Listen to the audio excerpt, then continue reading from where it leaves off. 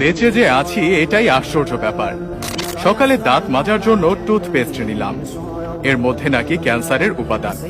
নাস্তায় একটু পরোটা খেলাম, সেটাও আবার ভেজাল তেলে ভাজা।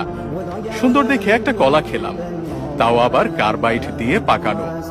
চাঙা হওয়ার জন্য এক মগ কফি নিলাম, সেটাই নাকি কফির গুঁড়ো কম, তেঁতুল বীজের গুঁড়ো বেশি। কাঁচা বাজারে গেলাম টাটকা শাক সবজি কেনার জন্য, কিনবো কি, সব তো হাইব্রিড সার দিয়ে ফলানো। মশলা আর হলুদ গুঁড়ো নিলাম, ওতে আবার লেড আর ক্রোমাইড কেমিক্যাল মেশানো। সয়াবিন তেল দিয়ে রান্না করব, সেই তেলের অর্ধেকই নাকি পাম অয়েল মেশানো। মাছ মুরগি খাবো, কিন্তু সেগুলোকে ভেজাল পোল্ট্রি ফিড খাইয়ে বড় করা হয়। গরমের দিনে একটু তরমুজ খেতে মন চাইলো, সেটা নাকি পটাশিয়াম পারম্যাঙ্গানেট দিয়ে লাল করা। বাচ্চাকে আমলিচু খাওয়াবেন, ওগুলোও তো আবার ফরমালিন দেয়া। একটু মিষ্টি খেতে মন চাইলো, জিলাপি নিলাম, সেটা নাকি পোড়া মোবিল দিয়ে মচমচে করা।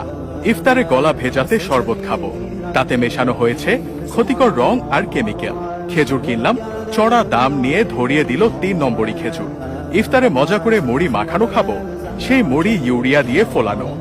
সরিষার তেল দিয়ে মাখিয়ে খাবো ভেবেছিলাম, সেই তেলেও তো ভেজাল। সুন্দর দেখে বড় বড় পেঁয়াজও কিনেছিলাম, খেয়ে মনে হলো বড়া খাচ্ছি। আলুর চপে আলুর নামগন্ধ নেই, বেগুনিতে বেগুন খুঁজে পেলাম না।